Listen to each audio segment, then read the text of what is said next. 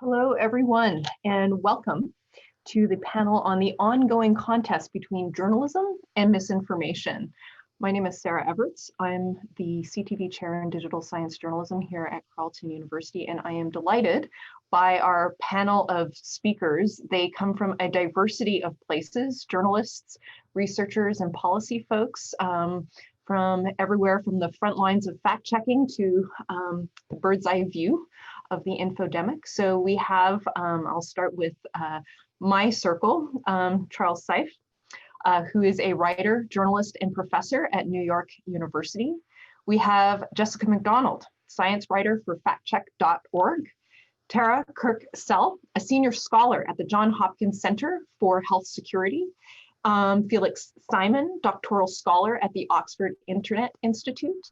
And last but not least, Guy Berger, Director for Freedom of Expression and Media Development at UNESCO. Guy, I don't know if you can show your screen. I know you're here with us, but I can't see you. So perhaps you could, yes, go on screen. Thank you so much. Okay. So off the top, we're going to do a round robin. I want to remind any participants that if you have a question, please put it in the Q&A. We will eventually get to panel questions and panel discussion. But off the top, I'd like to give everybody on the panel 5 to 10 minutes to talk about their activities, their experiences, observation, their research with respect to COVID-19, whether it's from an academic perspective or the perspective of the front lines. And speaking of which, let's start with you, Jessica McDonald. Take it away. What is your experiences of the pandemic? Sure. So just to give everyone some background, I trained as a scientist in immunology specifically, and then decided to leave the bench and go to journalism. And so I've been doing that for the past little while. And I've been at factcheck.org for a little over 2 years.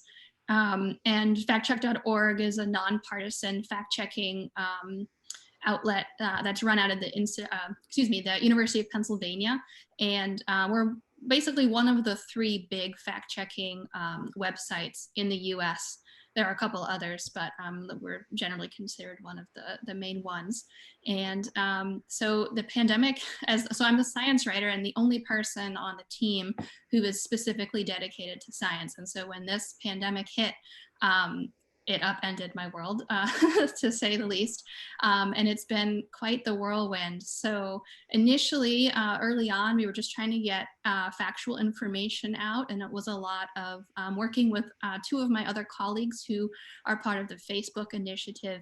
And they are responsible for debunking false or misleading information on Facebook, on Instagram, things they see on Twitter and social media. And so initially I wasn't super involved with what they were doing, and I would only be brought in if something was very scientific and they wanted me to cover something so that I would have my expertise and reporting skills for those things. And so my primary job has been to focus on misinformation or incorrect factual claims from politicians. So that is my focus. And so very quickly with the Trump administration, I had a lot of work to do. And so, it became a daily occurrence with the coronavirus task force briefings, which would often run an hour long, or sometimes even an hour and a half when Trump was speaking. And so a lot of what I've been doing is reviewing a lot of video, a lot of transcripts, listening to what the president has said, what members of the administration have said, and when something is incorrect or not quite fully correct, then we try to get correct information out to the public. And so I write articles that provide that to our readers. And so just going back initially, so I do 2 sort of different types of pieces that we try to help the public with. One is sort of a category of just informational sort of Q&A style articles. So if people just want a good place to get some factual information, they can see those. And so I've done, several on just the pandemic in general. I've done some on vaccines antibody testing. So we have a series of those along with the specific claims that come up. And then we have all of our other Facebook misinformation posts as well that debunk specific claims. So I'm happy to answer any additional questions people have about the process. I would say we are learning all the time. And one of the big observations is that, you know, we're sort of, as someone dealing with political claims, there are different claims happening at different levels. And it's been a very interesting roller coaster at times to have the president say one thing and then, you know, have public health officials say another, and then for the president to sort of backtrack or change a little bit. And then there's still it's just created a lot of confusion, I think, among the public about what is the correct information, what should I be believing, and we try to provide a resource for people for that, but it is extremely difficult. And I know people are very, you know, this is a scary time. People just want to know what to do, and we're not seeing consistent public health messaging from the administration. So we do view our role as sort of at least trying to get that information out there. Thank you. Let's go to you, Felix. Hi there. I'm working at the moment at the University of Oxford, and mostly with the Reuters Institute for the Study of Journalism, where we've done some research on COVID and sort of the communicative issues around COVID. Basically, I won't give a long presentation. I just will try to briefly talk about 3 points. And basically, one of the things we observed is that COVID misinformation is quite diverse, and both in terms of the claims and the format. There's also mounting evidence, that's the second point, that a lot of it, as Jessica just said, actually comes from the top, so from politicians like Donald Trump, but also celebrities. But having said that, the true effects of COVID misinformation are quite hard to measure, and they're probably overstated. And finally, and I'm sort of going a bit against the grain here of the popular narrative. Personally, I think that the infodemic, it's quite an easy to grasp concept, but also highly problematic. And I'm personally not sure if we actually should use this term, the concept, not least because it can be abused by politicians to gag human rights like freedom of the press or freedom of speech. And yeah, let me just briefly begin with sort of the misinformation itself. As I just said, basically COVID misinformation, that's something we found is really diverse and cannot really be put into a single box.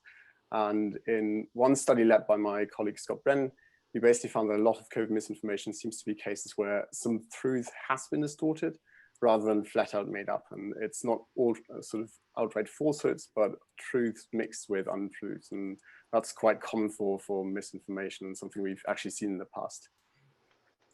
Surprisingly, we didn't find any examples of the sort of very much dreaded deepfakes, nor has anyone else to my knowledge, at least sort of relating to COVID.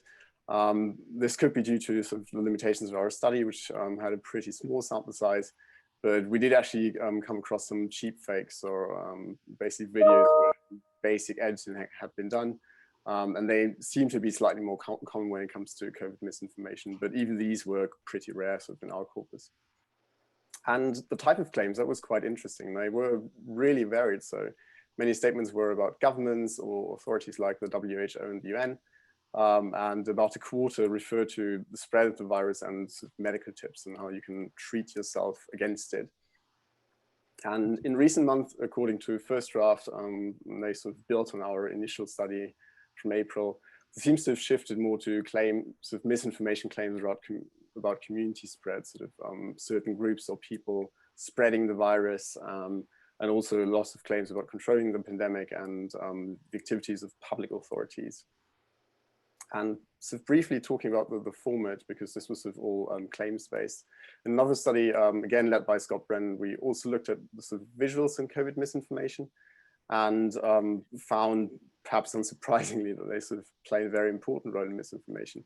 For one, because they illustrate and selectively emphasize arguments and claims. They also purport to present evidence for the claims, so they sort of ram the message home. And they can also act to impersonate supposedly authoritative sources for claims. So there were lots of fake documents supposedly coming, say, from the Philippine Health Ministry or again, the WHO. And now sort of briefly to talk about where the misinformation comes from, the effects. We increasingly sort of see evidence that misinformation is emerging not just bottom up, but also coming from the top. And this really includes politicians like Donald Trump, Jair Bolsonaro, pushing certain claims, but also celebrities or even concerted efforts by certain state actors. This is, for instance, something that the people at the Comprop project at the OII, where I work and research, have found. And these are usually sort of the disinformation campaigns. But even sort of considering all this, the sort of true effect of misinformation is actually quite hard to measure, and we have to be really careful around such claims as misinformation kills. So while people claim, for instance, to have seen misinformation circulate and mention in surveys that they are concerned about it, that sort of politicians or friends are sharing it, and neither this nor the existence of COVID misinformation, even at scale, necessarily imply large-scale effects. And one might call this of the existence equals impact fallacy. And the reasons for that, I mean, if we sort of look to cognitive sciences, most people are not as gullible or persuadable as we think. And they have quite diverse information diets and rely on more than just one source. And especially when it comes to making decisions that are important to their own life, and say something like self-medication is quite important here in life, they will usually sort of rely on different sources and not just sort of on one claim, which probably comes from a piece of misinformation, which tells them, for instance, to drink bleach. And so the effects of this seem to be pretty small. And we've also seen evidence, and my colleague at the Reuters Institute, Richard Fletcher, talked about this at this conference actually yesterday, that, for instance, people in the UK actually largely turn to trusted sources and experts in the current crisis, and that trust in these institutions actually hasn't significantly decreased. And so while it's likely that COVID misinformation has some effects, the extent of these effects, I would say, is often less clear or likely overstated sort of in the public narrative around misinformation. And sort of finally, to round it off, let me just say a couple of things about the supposed infodemic we are living in. Again, it's sort of an easy to grasp concept because it brings the language from epidemiology over into the realm of information communication. But I would argue that it's also highly problematic, that we probably shouldn't use it in all the related terms. This is also an argument my Oxford colleague Chico Camargo and I make in forthcoming work. And the reason basically is that information does not in fact spread like a virus, nor is information as infectious as viruses are. So the infodemic metaphor basically ignores basic findings from both communication and cognitive sciences. And when it sort of comes to the second claim that's sort of embedded in this infodemic term, the extreme information abundance as claimed by the WHO, that was sort of the case in the early days of the pandemic, but actually we seem to be, at least maybe not in the US, but sort of at least in Europe, we seem to be past that stage. And in fact, actually information abundance is sort of common in modern high choice media environments. And while people might perceive information overload, we've also evolved skills in responding to too much news. And one of them, for instance, again, is flocking to reliable news sources, for which there's actually good evidence during the current pandemic. And so the biggest problem around the use of the term is sort of twofold.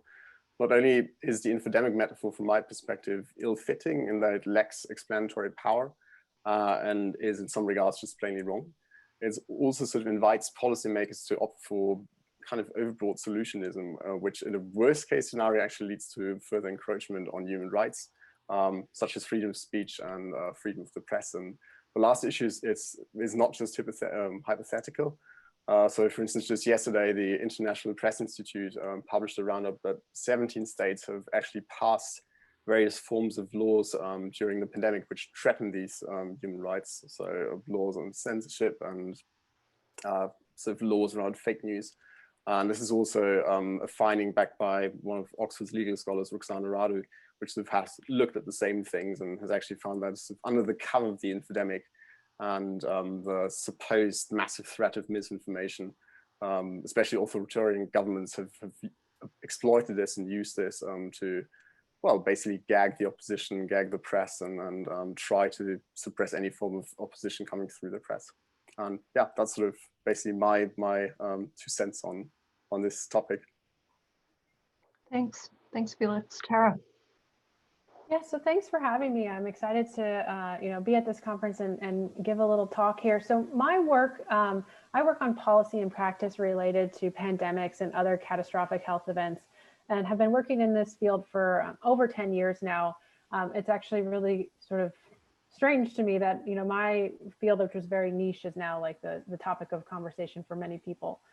So my center, the JHU Center, the Johns Hopkins Center for Health Security, has really been on the front lines of providing factual information and policy recommendations for COVID-19. My academic research interests are really broad under that health security umbrella, but they do include work on news media and public health communication, and that also includes dealing with misinformation in the context of fear-inducing outbreaks like Ebola, or now in the case of COVID-19.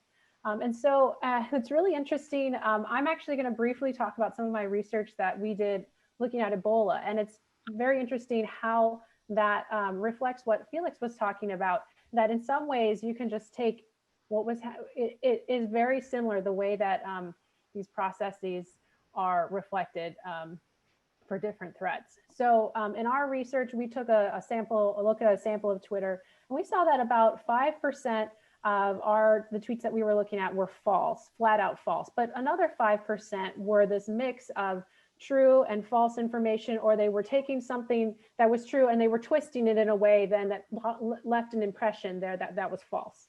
And it was actually incredibly difficult because we were using human coders, and it was very difficult, even though they were public health trained and knew that outbreak forward and backwards, for us to actually parse what was happening there, because it is so tricky.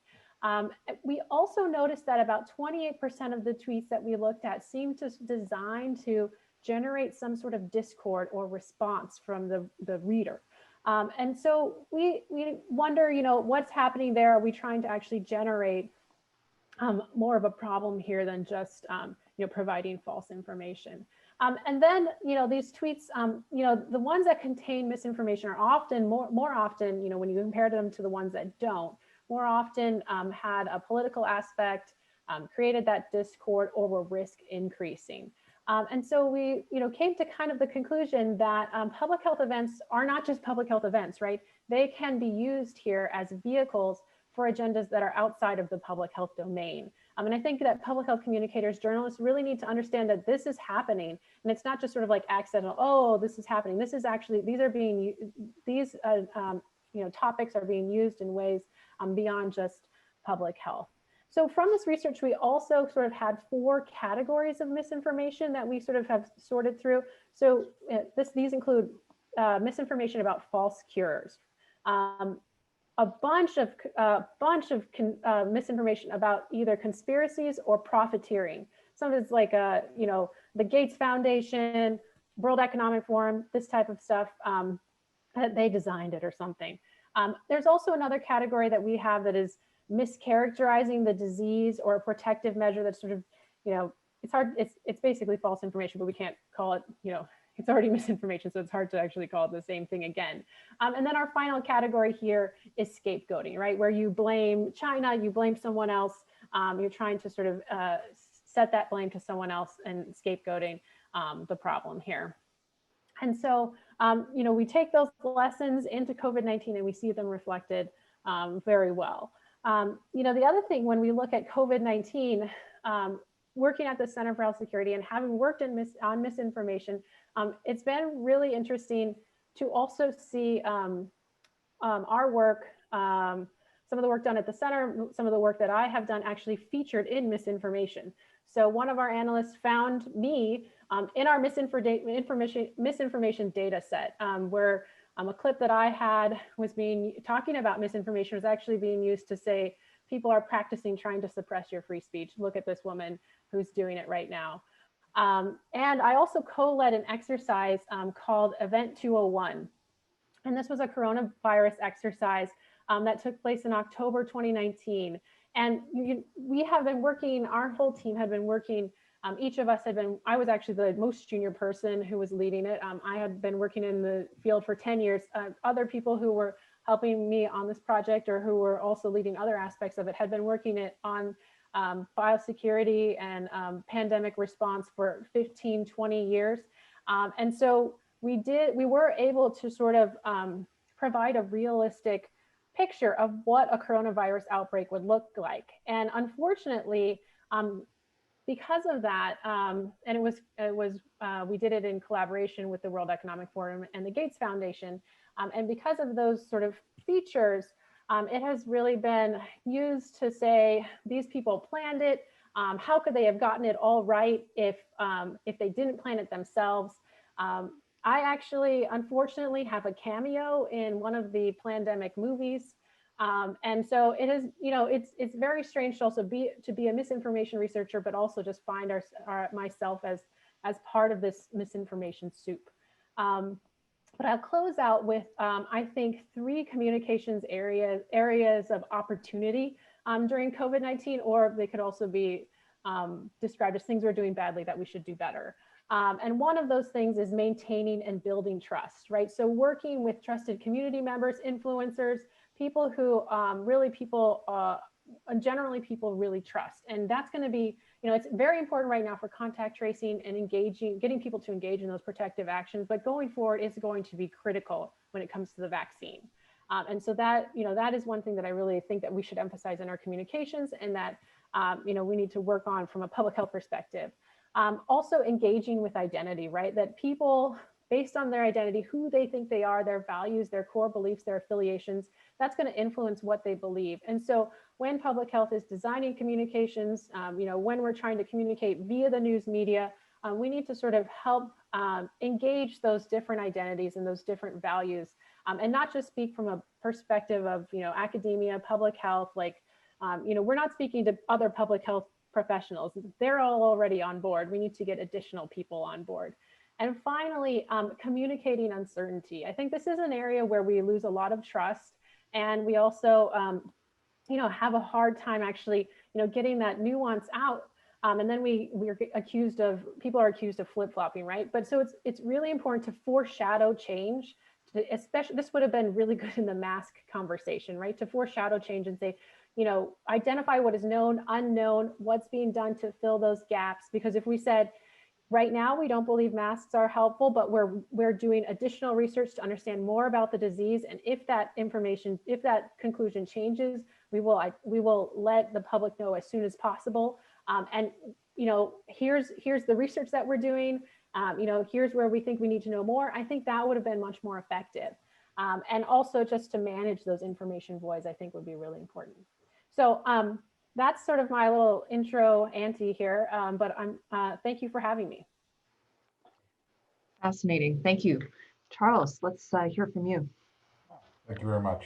I'm Charles Seif. I'm a professor of journalism at NYU, and I like to study, my background is a science journalist. I was a mathematician way back when, and I also am interested in scientific misconduct and how we deceive ourselves in various ways. So I'd like to share a PowerPoint presentation just briefly. Let me thank you again for inviting me to this panel, because it's a great topic and I'm really happy to be here. But I'd first like to start with the obvious statement that the phenomenon of misinformation and the difficulty that journalists have in dealing with it is not new. But in some ways, the digital nature of information nowadays has changed the game somewhat, not just in how people spread misinformation.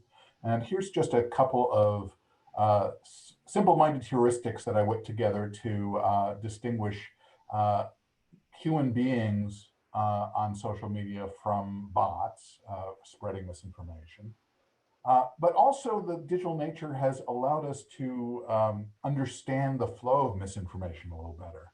And here's a diagram in which I followed the spread of a falsehood through social media over the span of 36 hours and watched it spread from node to node. So the rabbit hole I fell down in the coronavirus epidemic has to do with looking at the quality of data that people are using to make decisions, not just kind of the average person, but also policymakers and epidemiologists. because there are problems with a lot of the data. What everyone really wants as kind of a primary measure is infection rates.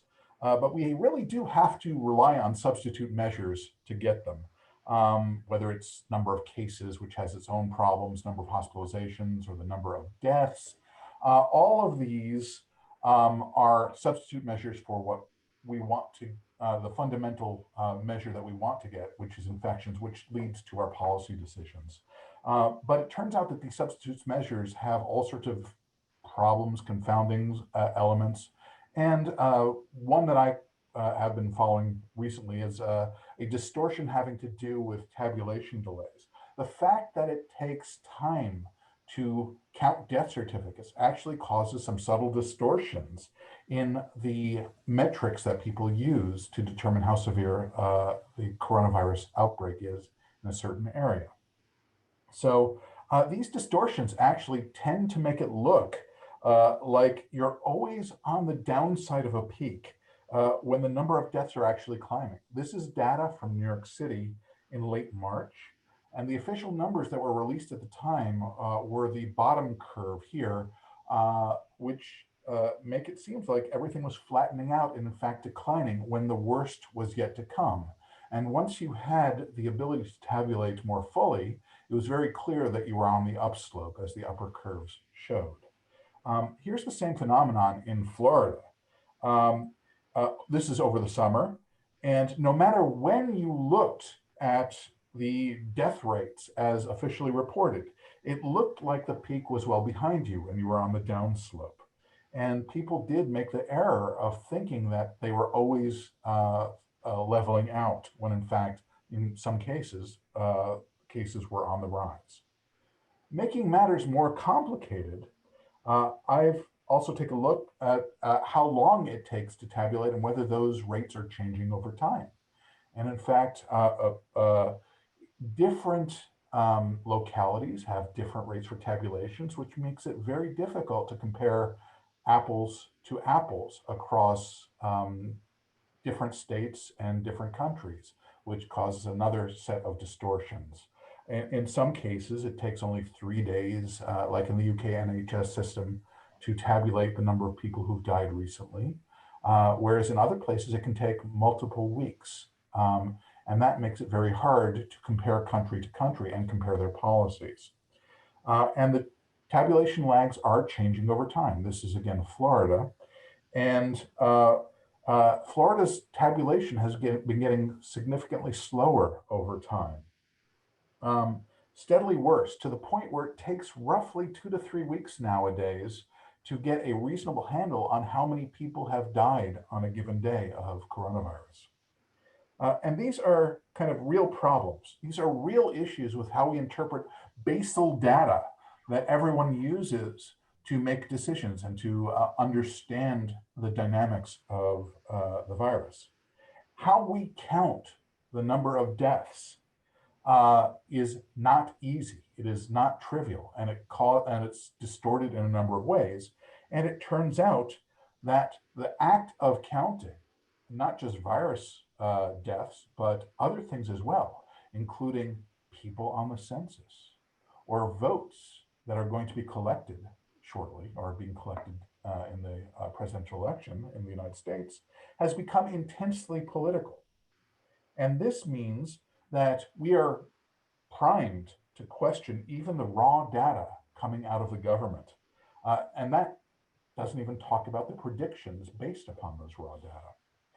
So not just in the United States and the Americas, but in Europe and elsewhere too, we have had information that is stated ex cathedra from a government agency that turns out to be truly problematic. One would call it misinformation. And if the official sources of data aren't reliable, how can we possibly expect that the experts we journalists depend on, including epidemiologists, to get it right, especially since not all epidemiologists are equally attuned to the problems of data collection? So this is a real humdinger of a problem. And I'm very much looking forward to seeing what my fellow panelists have to say. Yeah, thank you for that, Charles. Guy, what's your perspective from your standpoint at UNESCO? Thank you, Sarah. So yes, I work at UNESCO. I'm in Paris. It is 9:30 p.m. here. Greetings, everybody. You might be surprised to see UNESCO in this, but I would bring to your attention that UNESCO does a lot of work in journalism and journalism education. And in fact, the former director of the School of Journalism at Carleton, Gordon Stewart Adam, was one of the first who started this cooperation in developing journalism education resources with UNESCO. So I'm going to do a presentation and I'll share with you some of the work that we've been doing in this area. And I hope you find it interesting. Sarah said I've got around 5 minutes. And so let me just try and mount the screen and see if I can, okay. Let's see, share. Okay, yep. Can everybody see? Absolutely. Okay, so this is the title of the session, and I've put the word misinformation in italics because people use lots of different words, and misinformation is a very particular word. So I'm going to really start off talking conceptually, but I will, let me just come back to my thing here. So I'll tackle 4 points. One is the conceptual. How do we define what is this problem, what is misinformation as opposed to fake news and disinformation and so on. I'm going to speak about how at UNESCO we are analyzing how this comes about, and we use the term disinformation as the chapeau. In other words, the umbrella term to cover all this stuff. And then I'm going to speak about aggression because that's one of the themes of the session, if you go back to the title, and then pushing back. So just 4 points.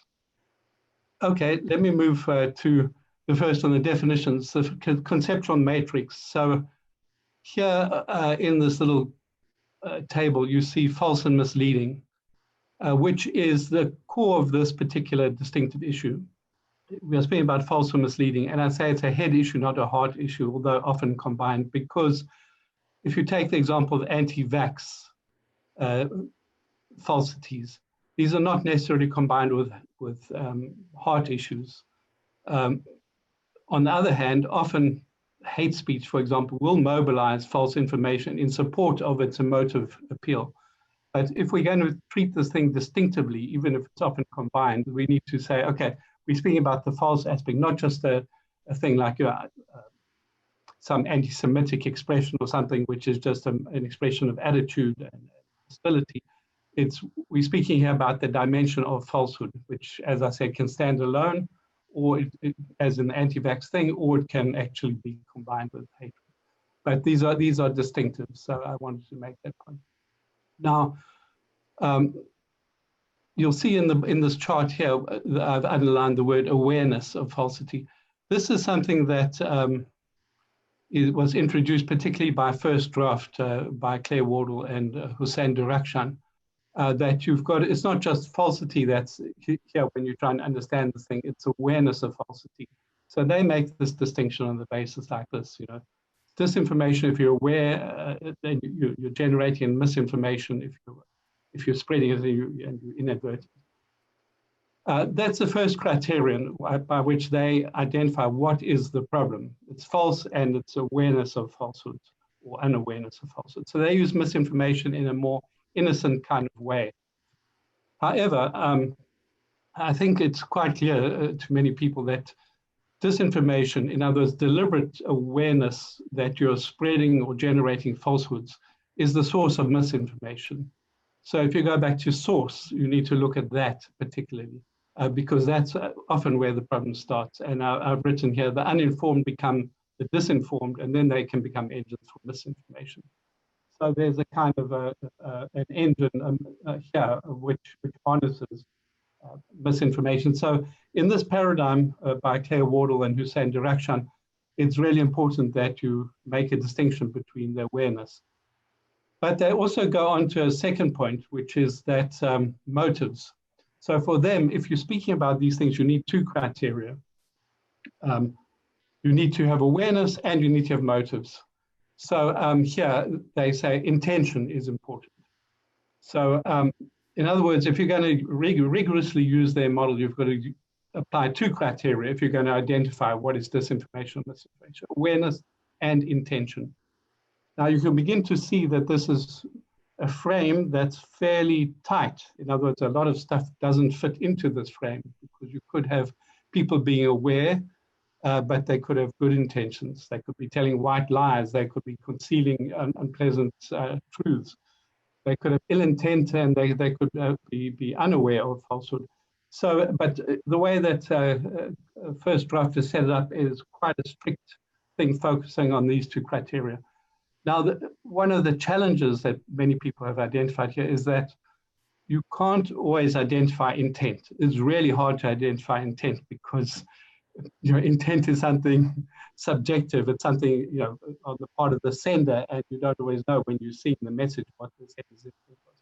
And this has led to particularly internet companies like Facebook to look at action. So now you're looking at the transmission, and you're looking at the behaviors. So they say, well, if you don't necessarily need to take the First Draft intention, but if you take this criterion, then you're looking at the behaviors in the production and particularly circulation. So you can see that this is one way in which the internet companies are trying to pinpoint the problem by looking at behaviors, precisely because, of course, they can't always get through to the issue of intent, and then they want to address bad behaviors. The challenge of this perspective, of course, is that sometimes you can have false information done by identified people, by presidents, for example. So, they can be fully identified, and they're not necessarily good or neutral, and they're not necessarily false identities. They're not necessarily even orchestrating. And then you can also have orchestration, which can be for good purposes. The orchestration of information as opposed to disinformation. So this is a second kind of criterion to try and understand what we're dealing with. And then there's the third one, which is what UNESCO has been focusing on recently, which is the impact. So we started with intent as the senders and producers and the sharers, and we moved to the transmission behaviors, and now we're looking at impact. So here it's harms, the impact it harms. And what's interesting about this is that whether you have ill intent or whether you have good intent, whether you orchestrate it or whether you identify it, you can still have the same harm.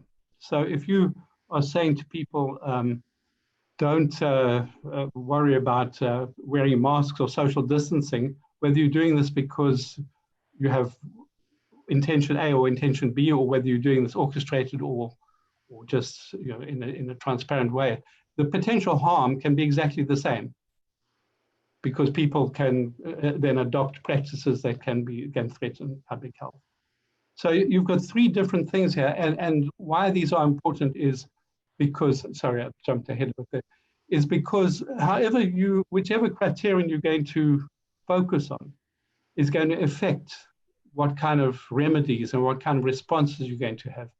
So for example, if you think it's about intention, which is a factor, if you think that people have good intentions, but they're just misinformed, well, then you can educate them. You can try and persuade them with fact-checking. Of course, if they have ill intentions, no amount of fact-checking is going to change that. On the other hand, when you come to something like misinformation, disinformation about elections, maybe a regulatory response is important there, because you don't want to have voter suppression and causing people to go to false voting stations and so on. So a regulatory response might be there, because you're looking at the potential harm in that particular case, irrespective of what their motivation is and the behaviors. So this is why it's important to start understanding a bit more about what we mean by misinformation and disinformation, and all the other things that can go there, because maybe I'll come back to this later. So my second point is that we have this context in which misinformation, disinformation is rampant, and it's because partially you've got this problem of media, particularly exacerbated by COVID, and in some cases by media's own inadequacies. Then you've got media capture. I don't have to tell you which media are captured by purposes that are not for journalism, but for ideology and politics and simple money making and so on. This is a big problem, and this is why a lot of media are unfortunately agents in disinformation rather than being agents of information. Thirdly, of course, then you've got a vacuum created where disinformation can come in. These are two publications, and I'll post the link in the chat, that UNESCO did recently about the kind of repression of media, which is particularly misguided when governments do this, because all they're doing is hammering the public, accountable, debatable media coverage and making fertile ground for disinformation, particularly in closed Facebook groups, WhatsApp, and so on. So these two publications that people have mentioned, the fake news laws and so on. In fact, the concept of fake news, of course, as everybody knows, is now very instrumentalized. So it means whatever anybody wants it to mean. It's not a scientific concept at all. The fourth vacuum that's enabling this to come, disinformation, misinformation, is the stalling on transparency. There's a website called the COVID-19 Tracker. It shows how many governments have stalled in terms of right to access to information. This publication on the right, this is one that we've done, and I'll post the link again. And then you have the internet companies, this slide that says Avaz, this image there. Avaz are trying to, civil society group, they're trying to assess disinformation, misinformation, but they don't get the data. So they have to try and make informed guesses as to how many views. And here they say 3.8 billion views. But we don't know because the internet companies are not transparent. So that's the problem. That's the context we live in. Now, trying to understand how disinformation, misinformation works in this context. These are graphics from two publications I'll speak about in a second. But I think we can posit safely that disinformation, particularly when it's intentional and it's orchestrated, it's by its nature, it's antagonistic, adversarial, because it can only claim its own truth by discrediting other truth and by attacking truth tellers, particularly when they're vulnerable, when they're susceptible to misogyny, to racism, and so on. So this, I think we have to understand that disinformation doesn't coexist in harmony with information and the producers of information. Disinformation is inherently aggressive. It affects all the spheres, and I'm not going to go through them all here, but you can look at, everybody can come up with examples of all these things. And the list keeps growing. So this is a serious problem for people who believe in journalism and who want to see information as something that can really help society make informed decisions and so on. But you've got across the board this disinformation, and not just colonizing and consolidating, but combining with fear and hatred. So it's using kind of facts in the head to deal with the heart and combine with. Well, to end up with my last points here, to push back. I think that we have seen in this period a greater demand for independent news. That's very good. We've seen journalist skills have grown. That's very good. We've seen many media have started or reinforced their disinformation beats. And precisely because of the crisis, we have an opportunity to strengthen support for media freedom, for journalistic independence against media capture, for media viability, which is so critical, support measures, and for transparency. So it's not entirely gloomy, although there's this kind of challenge to information from disinformation in a context that's stacked against information. We have got some signs of hope. So just briefly to end up, UNESCO, even before COVID, UNESCO produced this book, a handbook for journalists, which is in all these languages, plus another 10 coming. And people have voluntarily translated this because they think this is useful.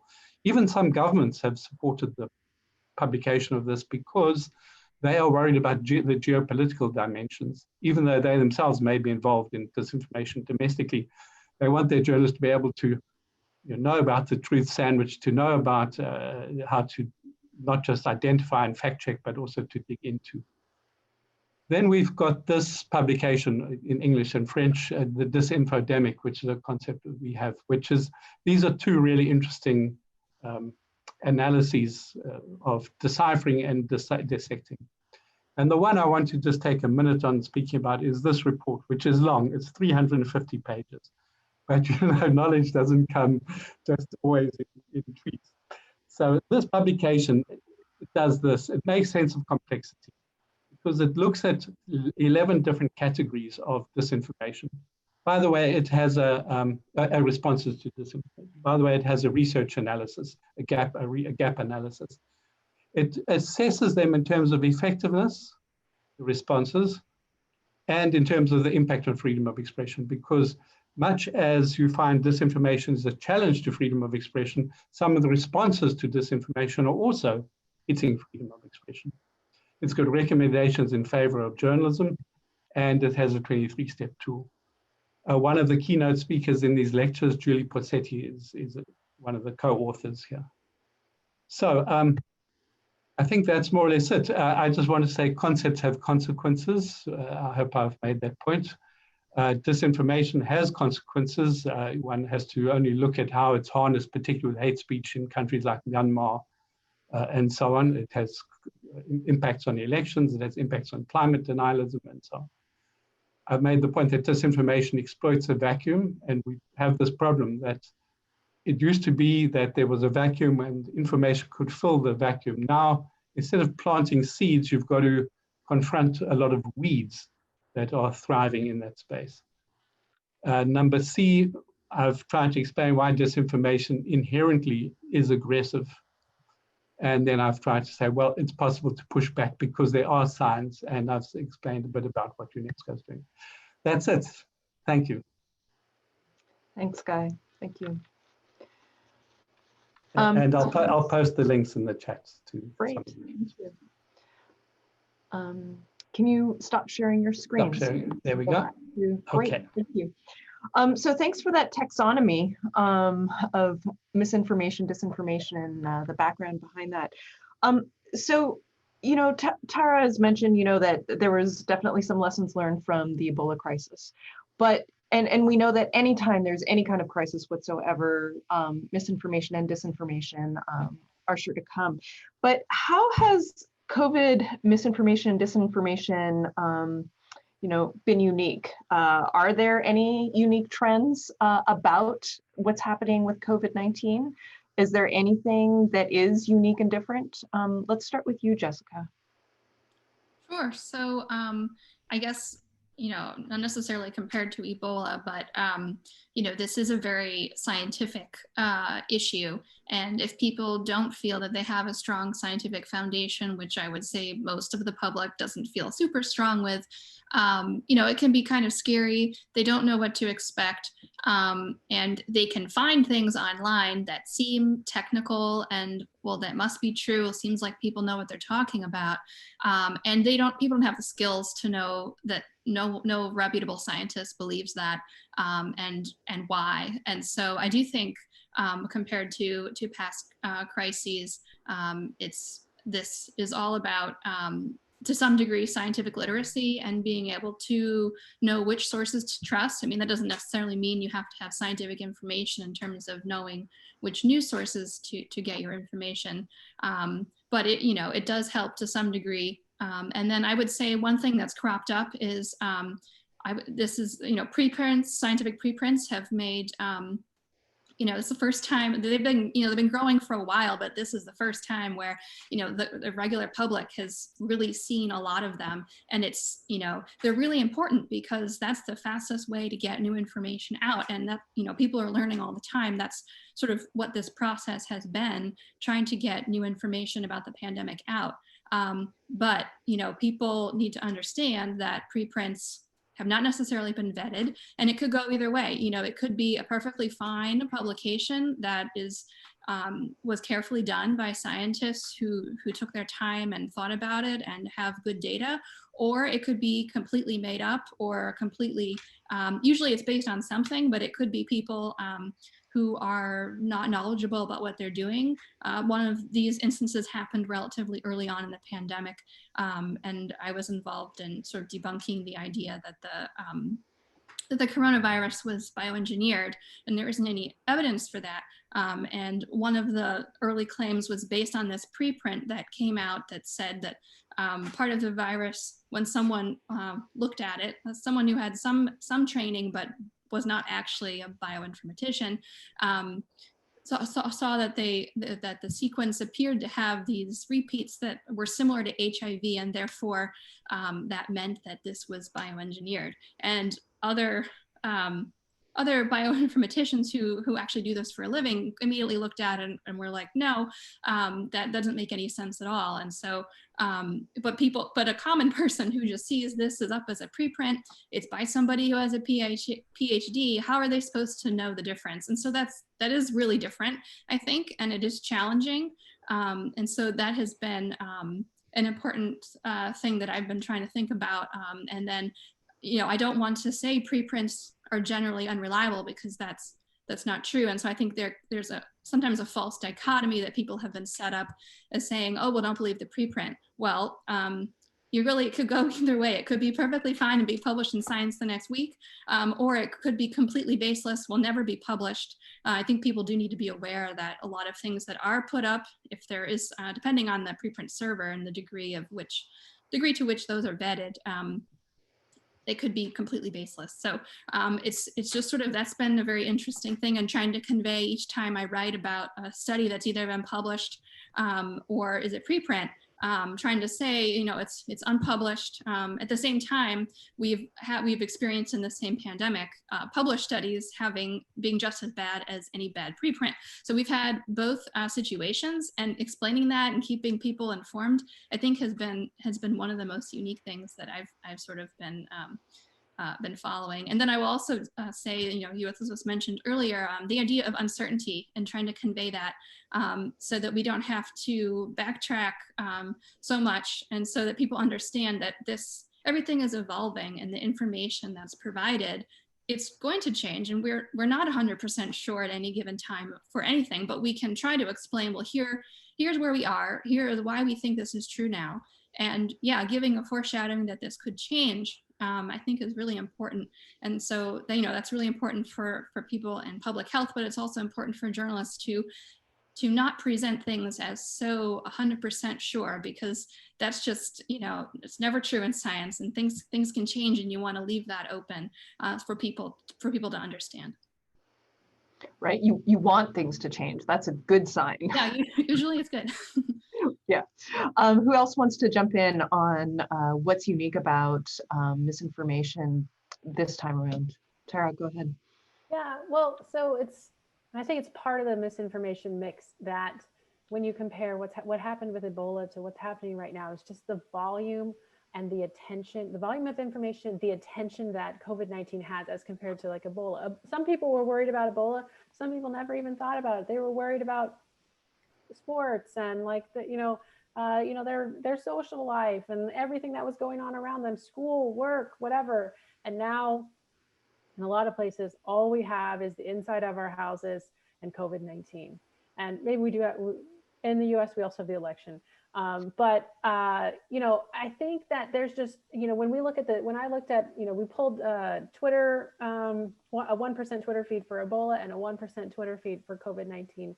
And since I do a lot of my work with hand coding, just, thinking of the volume, managing the volume of tweets about COVID-19 is just overwhelming. And when you think of the news media articles, when you think of everything out there that people have to read and look at and manage, I think that, it's just, there's a lot of information and there's just so much attention on COVID-19 that it changes the landscape based on what we've experienced before, and may provide an opportunity for misinformation to flourish. Interesting. Charles, it looks like you want to say something. Yeah, one of the things that I've noticed is that people tend to be treating the outbreaks like a political affair, where you get polls and you're trying to make predictions as to who's going to win a horse race. And I think that a lot of problems that early on, especially with scientific experts losing credibility, comes from a lot of poorly executed predictions of numbers that turn out not to be true. And once you've made a prediction that fails, it's a very easy weapon to use against you. Of course, the knowledge evolves and your predictions are supposed to be getting better over time. But anytime you're able to kind of put your a pin in some place and it turns out not to be true, then you have lost so much credibility. Unfortunately, it's a lot of the authorities early on were making the mistake of doing that firmly without any real hedging of their predictions. Interesting. Felix, what's your thought? I'm just sort of briefly piggybacking on Charles. I think this is totally right. And a big part of the problem is actually science coverage, and especially when it comes to preprints, as Jessica said, and just general science coverage of scientific studies. Some of it is good, but a lot of it is also really bad, even in high quality news outlets. So if you think, for instance, just recently when the New York Times published this big article about Trump being the biggest driver of coronavirus misinformation, and note the word driver here, it's a causal claim. And if you then actually went back into the underlying study, this was nowhere supported by the methodology, but this wasn't pointed out to the reader. And something that Scott Brennan and I actually found in sort of looking at this is that despite everything we know about science coverage and sort of good health communication or good science communication in general, there's still basic mistakes in these articles where you make grand claims based on a single study, which sometimes hasn't even been peer reviewed, where you don't make the extra effort to ask more than one or two experts on the topic and give them sort of the material in advance and say, hey, what do you think? And this all sort of leads to a situation where a lot of supposedly credible information comes out from news outlets all around the world, and people consume it are then, to some extent, rightly frustrated about experts sort of changing their opinion seemingly changing their opinion or predictions from one day to the other, because this is sort of what the article is saying around. And that's actually something where journalists and academics have to look at themselves and be much more rigorous and apply more scrutiny to the way science is covered. Thanks. Guy, what are your thoughts? What's new here? Well, I think the public, I'm speculating and generalizing, but I think the public would be far more aware about contested truths and falsehoods than previously, precisely because so much content is political football in this. And so it's called information by some, disinformation by others.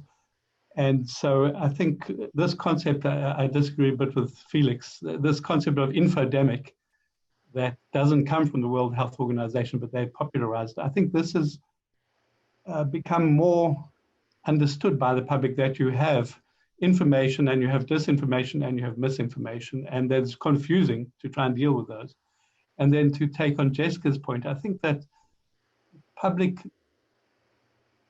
one hopes, will also realize that besides these three things, there's also the unknowns, and that science is in process. And policy, you can't say policy is true or false, because policy is based on many assumptions, and it can only be assessed in retrospect as to whether its assumptions were true and its predictions turned out to be true, and so on. So I would hope that people are more savvy about content because of this, because they're being exposed to stuff that's clearly it's neither it's not in one universe of certainties. People begin to realize there are some truths, there are some clear falsehoods that's contested. People are weaponizing this stuff, and at the same time that there are some unknowns, and that those unknowns are a legitimate sphere for debate. And maybe that kind of culture could apply to other forms of life, like, say, climate change, that people begin to realize that there is actually, it's not a debate that there is global warming. I mean, hopefully people realize that. Now, what do you debate then? Well, you can debate responses to it, because those are policies, because that is the area of the unknown. But in terms of the basic science, I think that's something that's established. So in a nutshell, I hope that the media and information literacy of people is raised by this very intense and close to home exposure to content during the COVID period. As individuals who obviously care about information and misinformation, how do you think that the news media should split its time? I mean, that, you know, they have restricted resources. Where's the sweet spot between, you know, covering the fire hose of COVID-19 information and then playing catch up with fact checks, and spending time debunking information when there's so much good information out there to be sharing, or that should be shared? And, you know, what kinds of misinformation should be focused on to debunk when mainstream media does take that time? How do you triage the debunking? So Jessica, you're nodding your head. I'm going to start with you because obviously you can definitely answer the question of triage. And then I'll open it up to everybody else in terms of, you know, where's that sweet spot and how to triage. Go ahead, Jessica. Right. So, I mean, I can speak for what factcheck.org does. And basically, the way we're set up is that I would cover anything political that a politician would say. So then I would automatically do that. And then we would have the Facebook people focusing on the Facebook posts. And one thing that did happen is that they were told to prioritize claims that could affect someone's health. Like if someone actually believed that drinking tea would cure COVID, along with there were like 50 different miraculous cure claims. So prioritizing information that if someone did believe it, and we have, you know, no data on whether they do, but that could be dangerous. And so that's one way to prioritize.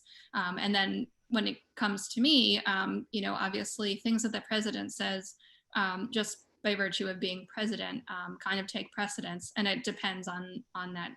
How widely was his message spread? So, you know, it was pretty well covered by most of the press. Anytime the president did say something that was out of step with public health guidelines or basic facts about what we know about the coronavirus at the time. So I do think the media covered that fairly well, and there were mistakes, or, you know, I think sometimes too much time can be spent focusing on the president. That's definitely something that happens, and I don't have a perfect answer for how to do that. You know, one of the things that we don't try to do, especially so like with the, you know, for example, with the Facebook stuff, if there's a post that only has a few reshares, or, you know, it's not prioritized. So the other metric is how widely has it been shared. So we do try to prioritize that way. And so our equivalent version of that is how well known was the president's comments, or whomever we were talking about. How far did that get out there, and do we need to tackle that right away, or is it something more we can cover later, especially when we have more information? A lot of claims are vague, but you kind of do want to get a place to debunk information that, if it's false, have a place where people can go for that information. And I would say that's where the fact-checking sites have a specific role, and so we can focus on that. And it doesn't mean that all outlets have to do it, but at least there's a place for someone to go if they do have a question, especially if they see something in their Facebook feed and they're wondering. I think it is important to have that resource for people, but it's not like every news outlet needs to be covering the same information. But I do believe there is a role for some redundancy in that, and so that way people can see multiple different fact checks from different organizations, and people can see, okay, well, they're all saying essentially the same thing. I don't know how many people would actually read like all 5 fact checks on the same thing, but if they wanted to, that information could be there, and they could see that, okay, they're all in basic agreement. Maybe I should not believe this. And in the same vein, you will see differences among the fact check organizations in terms of the ratings and which things we pick apart as being wrong or misleading. And so I think if someone were to research it and to look at a specific claim in detail, they would come away probably with a pretty nuanced understanding, hopefully. So that's how we kind of do it for now. Anybody else want to jump in on this? I guess I can talk from the perspective of kind of what how we've managed misinformation about our center itself. And you know, I think that the art of debunking, I think, you know, Jessica is an expert, so she can speak to this more, but it's not just saying, well, X is false. It's hard to describe why something is false without leading some people to have the falsehood stick more firmly in their head than the true information. And so, you know, if you can't do that, sometimes it's better to just let it go. And, you know, that sometimes addressing something may make it seem as though like you're part of the conspiracy in driving this truth underground. And so it can be very tricky. We have addressed at our center some misinformation or disinformation in some ways, where we have said, you know, tried to put out focus on the truth that our exercise was about X. It was a fictional exercise, and not say, you know, Event 201 wasn't planned by us. You know, we try not to. We don't do that. We also at our center put out a sort of a check through the Yan report, which was the report that was saying everything was bioengineered. But in that, we tried to sort of emphasize the way that you would expect good science to be done, the expectations and the citations that you would want to see, instead of like trying to do anything that would make those claims seem more likely to resonate and stick in people's heads. And so it's a trick. It's a very difficult thing to do.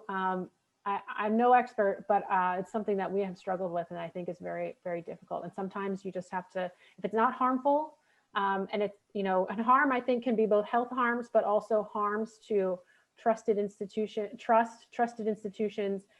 and, you know, belief in protective measures. But if it's not causing that kind of harm, then I think sometimes it's just annoying, and you got to have some thick skin about it. That's interesting. Anybody else want to jump in here? Oh, go on, Guy. Okay. Three quick points. I think what's important is to recognize that a lot of stuff is not fact checkable, because as I said, it's in this area of legitimately contested truth and so on. So we have to be careful about some is opinion and so on. And so when we speak about fact checking as such, of course, it's difficult to do because it's easy to fabricate facts, and it takes time to kind of really then disprove them or show whether to what extent they're true.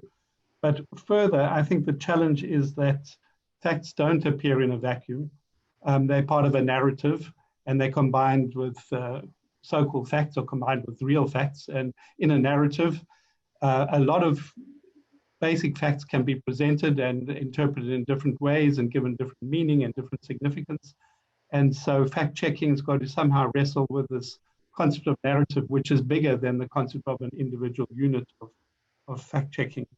And then finally, I'd say that the problem with fact-checking, or the problem for fact-checking, which many fact-checkers are recognizing, is that if you play that game, you're always on the back foot. And so you've got this development now of pre-bunking rather than debunking. In other words, to anticipate what kinds of disinformation, misinformation are coming up, and to basically start defusing it before it really gets traction. Of course, there's a debate then about, are you giving it oxygen, which comes to the techniques of truth sandwiches and other kinds of techniques.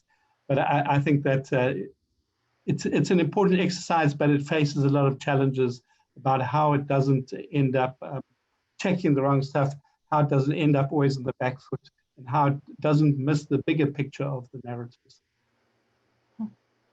Charles, go ahead. Yeah, I would echo that as well. From my perspective as a science journalist, I have seen disinformation about climate science, climate change for many, many years. And a lot of journalists fall into the trap of what is termed the deficit model. The belief that there's just this kind of absence of knowledge in the people who believe the wrong thing, and that by explaining it and explaining it again and explaining it more loudly, that they'll eventually get the right view. And we've seen through experience that is not what happens. So I do think that fact-checking has a very important role in the ecosystem, but it is not going to win the day when it comes down to it, that we have to have other mechanisms for dealing with this misinformation. And what causes people to change their minds is not the fact that the truth is just out there, but other dynamics that kind of force the Overton window to shift in a place where people start finally believing it. And it's more than a collection of facts and debunked misinformation that causes people to change their minds. Yeah. Felix, do you have any thoughts on this? No, but actually, I think all the other participants have brilliantly said the sort of most important things. I personally think one, just sort of what if, when it comes to the question, what is fact checking, sort of coming back to the original triage again, sort of the top level is for me sort of the most important bit. And when it comes to sort of smaller claims, there's always the risk of blowing them up artificially if you start a couple, and that's sort of just one more thing, but that has been said already. So yeah, let's dig into that. This pro-bunking, or as you said, Guy, pre-bunking. I mean, it feels like fact checking is this perpetual game of catch up, right? And so there's certainly a desire to be more proactive, and yet, of course, you don't want to throw oil on the fire. But if fact checking is sort of an antiviral, what's the vaccine against misinformation? What can we do in advance without throwing oil on the fire to anticipate misinformation and nip it in the bud, or even before it buds? Should I take that first, or go ahead. Okay, so I think there's two things, right? One is to get all the stakeholders sort of moving in the same direction, sort of at the same time, right? We're not going to solve this problem by just having Facebook do something, right? We've got to have Facebook move forward. We have to have, there is a role for government, although I don't think it is, determining what is true or not, but in coordination and perhaps in helping to stop state-sponsored disinformation campaigns. But, a limited role for government, role for news media, a role for public health and health communicators and doctors doing a better job, a role for also the public, right? That we need to look closer and take a good look in the mirror and say, what does, we as members of the public and also as communicators, what do we need to do a better job of sort of managing our information diet, right? What can we do, and how can we have people, members of the public, have better digital literacy? And that's not just for elementary students, that's for 65-year-olds. This is across the age spectrum. And so I think that we need to have, recognize this as a problem, tackle it aggressively, and sort of say this is something that everyone has to be all in about. And that's a huge ask. That's no simple solution there. But I think that it's going to require everyone to sort of move forward there. And I think that then on sort of people are like, well, what do I do when I'm, faced, with misinformation and disinformation, like across the Thanksgiving table or whatever. And, I think we already heard Claire Wardle's name mentioned today, but she says, don't mute your uncle, right? You got to engage. You got to engage respectfully. You need to make that connection. Talk about those tactics. I think that a lot of the research have shown when people understand the tactics that, people who are spreading mis and disinformation, or disinformation in this case, use, they are better at spotting it, and to encourage people to verify using resources that Jessica's putting out, and then to provide alternative information sources. But even then, it is still hard, because if someone's like, I don't believe the CDC and the WHO is a bunch of people who are part of the conspiracy, it is difficult at that point to say, well, what information would you trust? And so that, I still think, that doesn't solve the whole problem, but I think it can help get a first step going. And that conversation can then, it's more retail than it is, wholesale, I guess. Jessica, you had some thoughts. Oh, yeah, no, I think this is a hugely important question, especially with hopefully a COVID vaccine coming out. And, you know, I've already been asking myself, how are we going to approach this? What can we do in advance? And, you know, one of the things that we have done, we did put out a Q&A about vaccines and just sort of getting people primed for what can they expect, what are the different designs, just some basic information. But I think, you know, the rollout and getting people to take the vaccine once it's been shown to be safe and effective is going to be a huge thing. And, you know, I don't think fact checking necessarily has a huge role for that, because I do think it would probably be most persuasive to be coming from someone else, you know, to people who are hesitant about a vaccine, to come from someone that they trust personally or have a connection with, or someone, you know, especially in minority communities, to hear from someone in those populations. So I think that's going to be a huge component that, you know, we obviously don't have anything to do with. But I have been trying to think about how can we approach this. And, you know, one of the things that I've just been doing throughout the pandemic is just trying to provide more than an adequate explanation for why we think something would work or wouldn't work, or why we think something is safe, or, you know, providing more rationale. I think oftentimes there are fact-checking articles that are written and it just says, oh, there's no evidence for X. And there's very little further given information. So if someone is already predisposed not to believe you, perhaps because you're citing CDC and WHO as a source, which is exactly, we do that. You know, we often do that, and we have heard from readers who will say, yeah, I don't believe WHO. Well, I mean, okay, so it is difficult.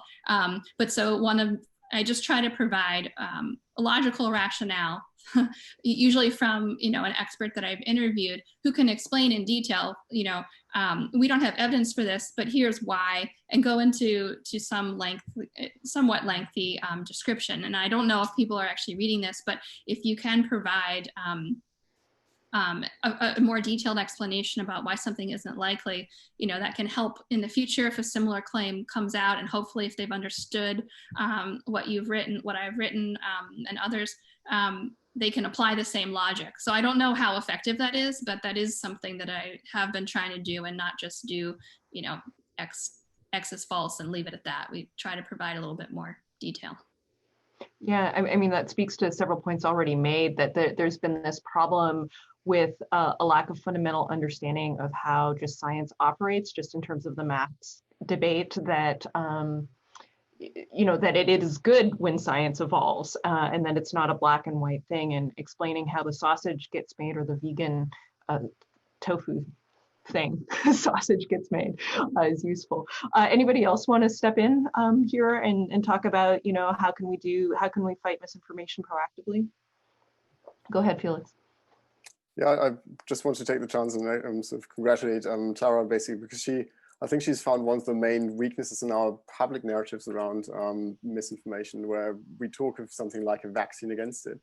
And apart from the question if we should sort of use the question of the language of health in communication information context, I think if we do, we should probably talk of public health measures, because as she brilliantly said, we actually need long-term structural solutions, not just sort of one fix, because that doesn't exist. I mean, this entire conversation and the past hour was about misinformation, disinformation being very complex problems, having different origins, and that's actually the total opposite to the virus, which is, well, the virus causes the disease, and you can probably, hopefully, do something against it in terms of vaccine, but that's not the same thing with misinformation. So we need all these long-term and structural solutions to solve this problem.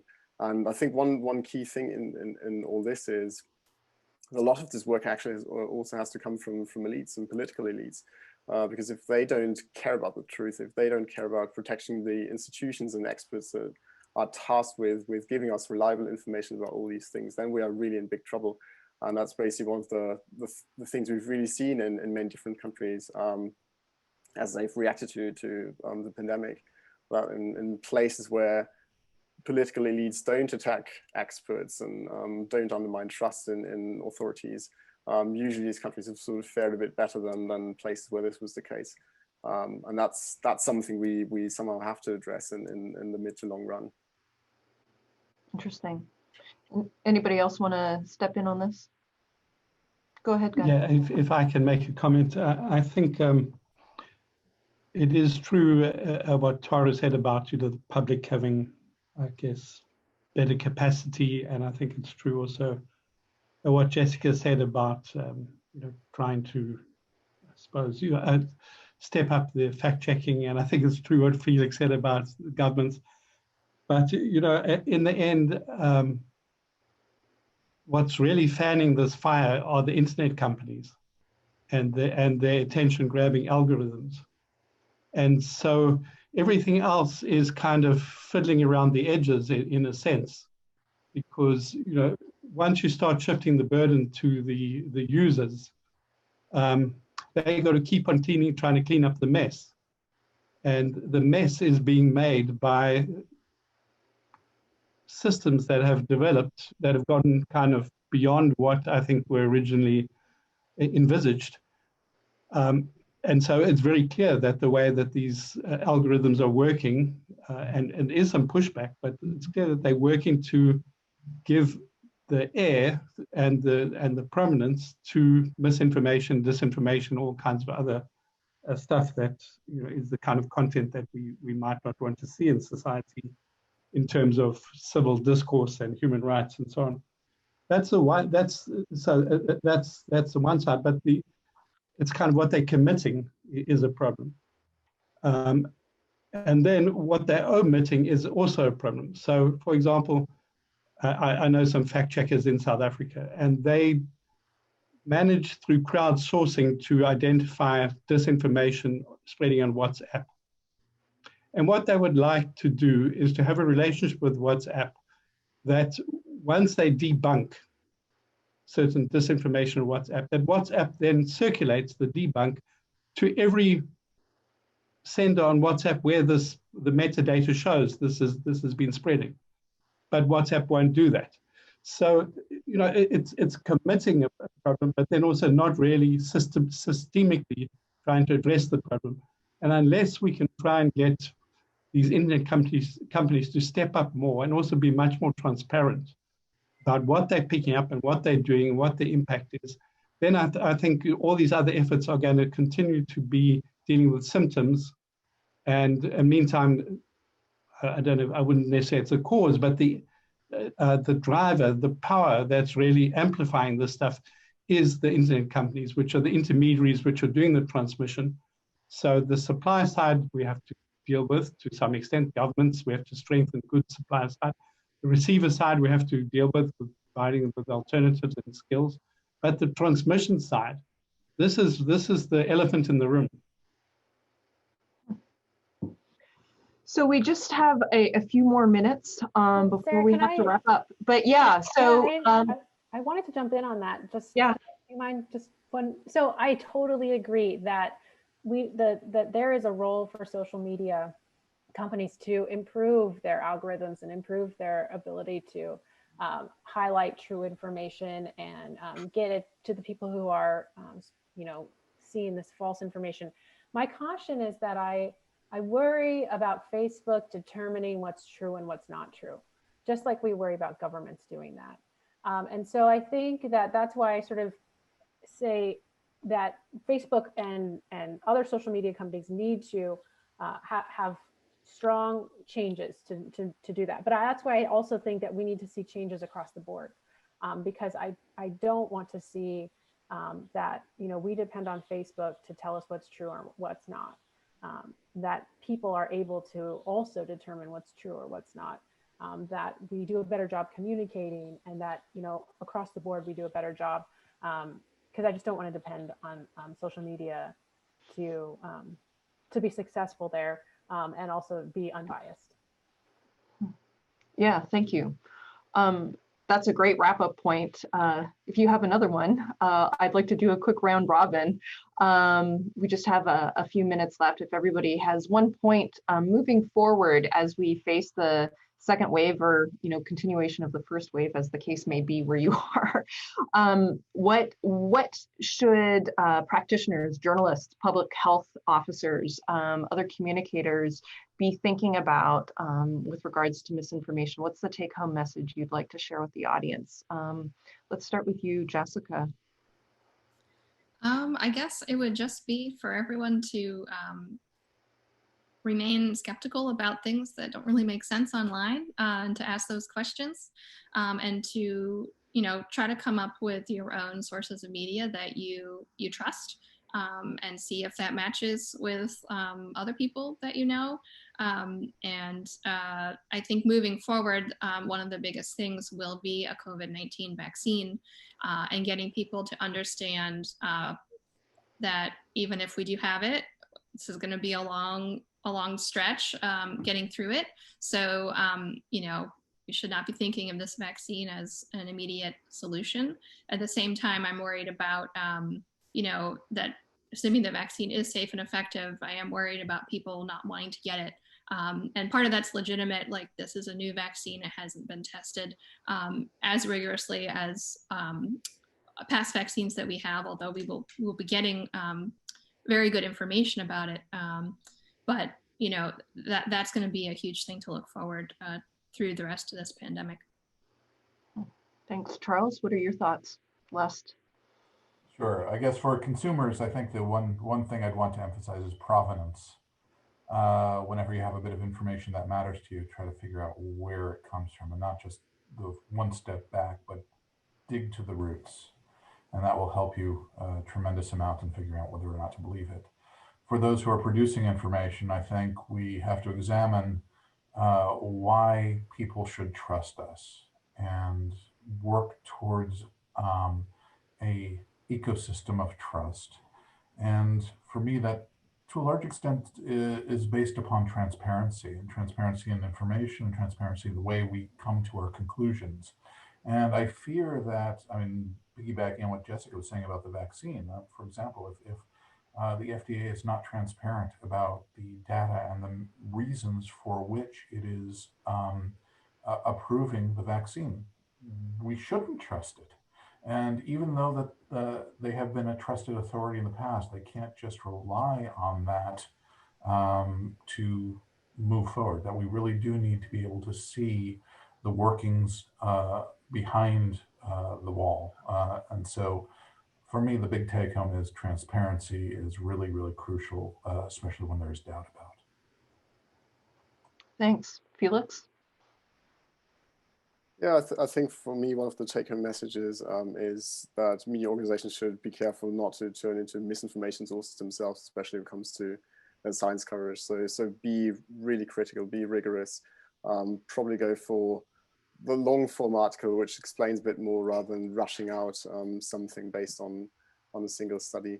And also be careful when it comes to pushing certain narratives about sort of the info apocalypse happening very soon, because we have lots of evidence that this is actually not the case, but it can contribute to a situation where this is taken up by policymakers to push through overambitious solutions which actually make the situation worse rather than better.